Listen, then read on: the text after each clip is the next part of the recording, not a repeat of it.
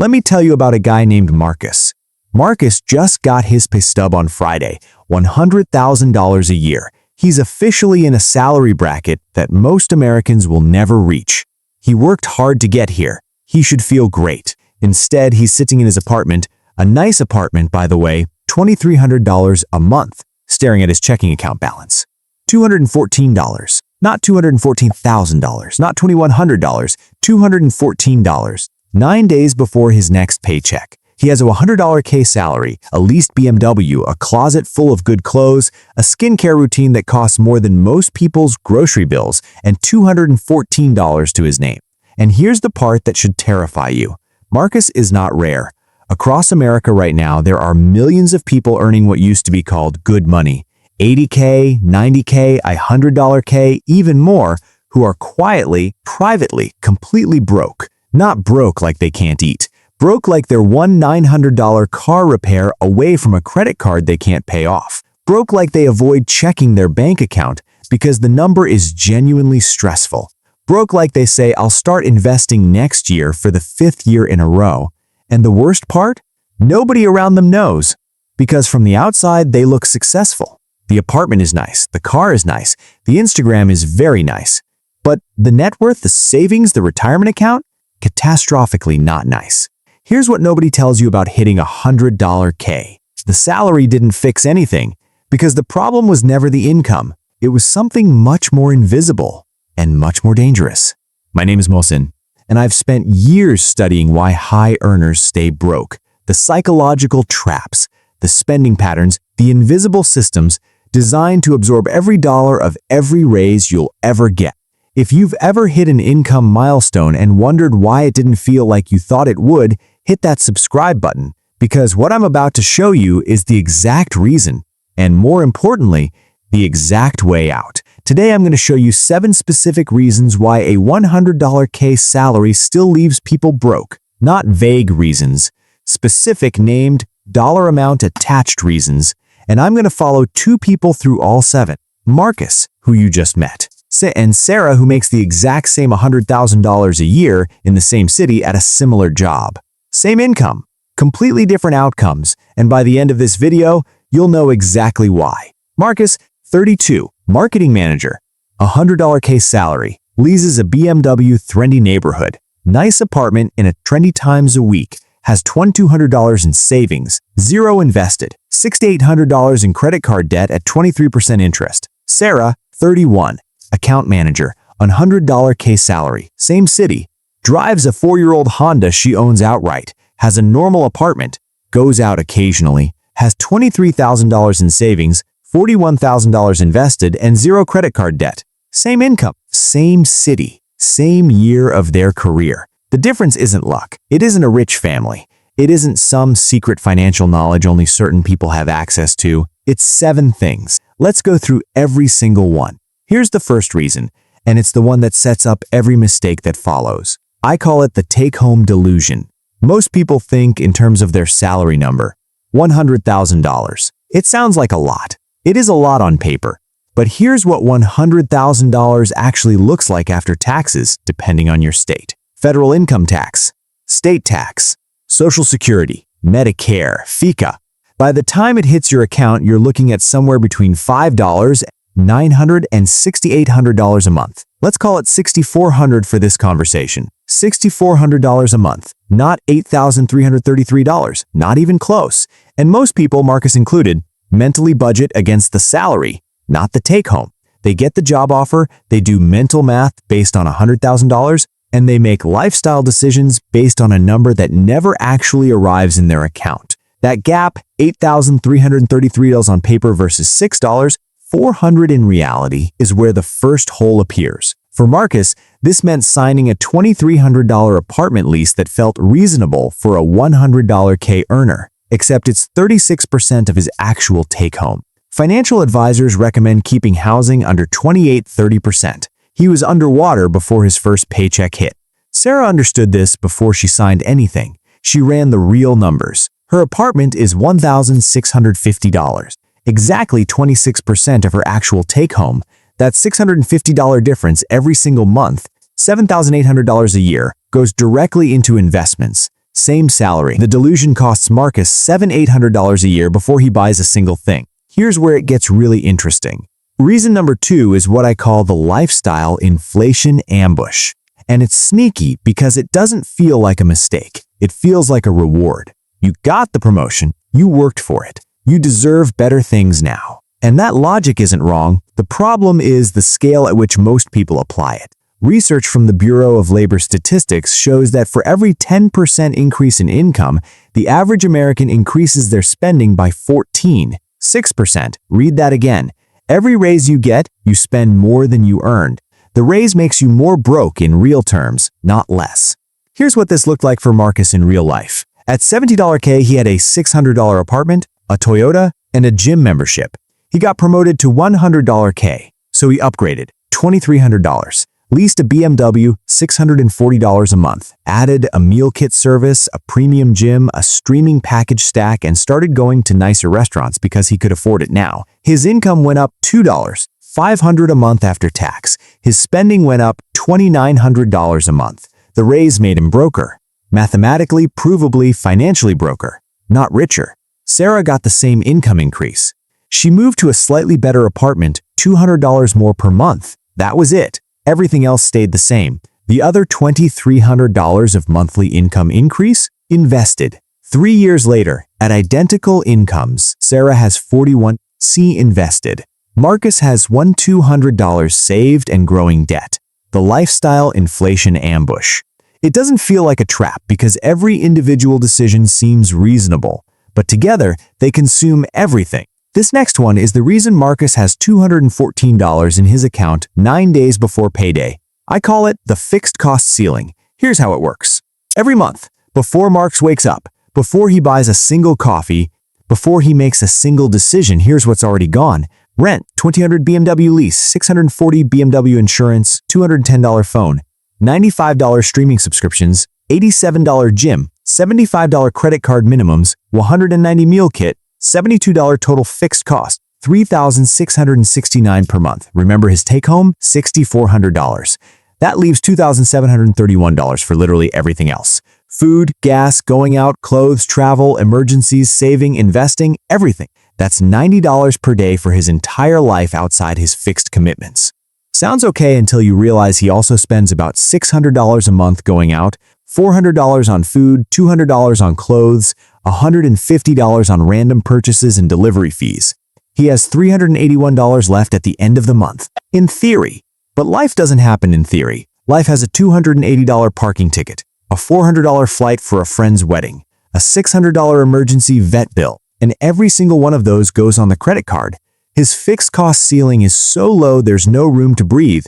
Sarah's fixed costs, $2,890 a month. She runs at 45% of take-home on fixed costs. The recommended ceiling is 50%. She has $3,510 in flexible money every month. Marcus has $2,731, and that gap compounds into a completely different financial life. Most people think about debt in terms of the balance.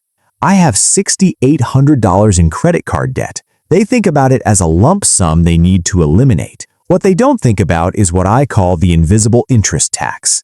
The silent monthly payment you make for the privilege of carrying that balance.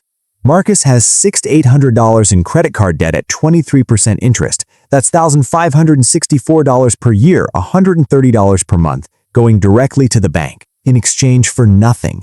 No product, no experience, no asset. He doesn't count that as a monthly expense because it just shows up quietly on his statement mixed in with purchases.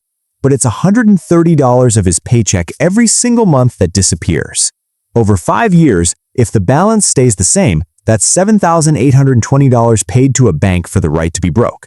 And here's the killer. Credit card debt tends to grow when you're living at your ceiling. A bad month, an emergency, a plane ticket, and suddenly $6,800 becomes $8,400. The interest compounds. The minimum payment goes up. The ceiling gets lower. Sarah has zero credit card debt. That $130 Marcus is paying in interest every month. Sarah puts it in a high-yield savings account earning 3% interest. One person is paying interest. The other is earning it. Same salary. Completely different wealth trajectory. This is what nobody tells you about debt. It's not just the balance. It's the ongoing monthly tax that quietly makes everything else harder. This one's uncomfortable, but I need you to hear it. Reason 5 is the social spending trap. When you earn a good income, your social circle often expects you to spend accordingly. And the pressure, usually unspoken, is enormous. The group vacation to Mexico, the friend's bachelorette in Nashville, the dinners at $90 per person restaurants because it's someone's birthday, the rounds of drinks because you can afford it. Each individual event seems reasonable. Together, they're financially destructive. A 2023 study from Bankrate found that 36% of Americans say social pressures cause them to overspend. Among higher earners, that number climbs to 47%. The more you make, the more is expected. Marcus spent $4,200 last year on social events alone. Trips, dinners, drinks, gifts, every single one felt justified in the moment. It's once a year. It's a special occasion. I deserve this. $4,200. That's $350 a month. Gone to social performance. Sarah isn't a hermit. She went on one vacation, attended the important events, said no to 3 group trips that didn't excite her. Her social spending last year, $800. She invested the $2,400 difference. The trap isn't spending money on experiences with friends. The trap is spending money on every experience with friends because the pressure to participate feels like the price of belonging. It isn't. Your bank account doesn't care about peer pressure. Here's the one that should genuinely scare you. The retirement blind spot. Marcus contributes nothing to his 401k, zero. He keeps meaning to start, but there's never quite enough left over, and retirement feels abstract when you're 32. Here's what that decision is actually costing him in real numbers. If Marcus invested just $500 a month starting today at a 7% average annual return, by age 65 he'd have approximately $680,000. If he waits just 10 more years, starts at 42, and invests the same $500 a month at the same return, $330,000. He loses $350,000 in retirement wealth by waiting 10 years. Not because he invested less money, the actual contributions are only $60,000 apart. He loses $350,000 because compound interest is merciless about time. Every year, Marcus waits costs him approximately $35, zero in future wealth. That's not a number I made up. That's mathematics. That's compound interest working for, or against, you. Sarah contributes $800 a month. She also gets her full employer match. Free money Marcus is leaving on the table because he's not contributing enough to trigger it. At 65, Sarah's projected balance is over $1 million. Marcus, starting at 42 with the same $500 a month, retires with $330,000. Same salary, same 30-year career, a $770,000 difference because of decisions being made right now. And here's the deepest one, the one underneath all the others, the identity spending loop. Here's the uncomfortable truth about why high earners stay broke. It's not really about the BMW. It's not really about the apartment or the restaurants or the vacations. It's about who they believe they need to appear to be. When you work hard to reach $100K, that income becomes part of your identity. You're a successful person now. And successful people look a certain way, live in certain places, drive certain cars, eat at certain restaurants. So you spend to maintain the identity, not because you genuinely value those things, but because the spending confirms to you and to others that you're the person you worked so hard to become. This is what psychologists call identity congruent spending, and it's a loop. The more your identity is tied to appearing successful, the more you spend to maintain the appearance, the less wealth you actually build, the more insecure you become, the more you spend to compensate. Marcus doesn't really love his BMW. He loves what it tells people about him. He's admitted this to himself at 11 p.m. on a Tuesday when he was stressing about his credit card balance.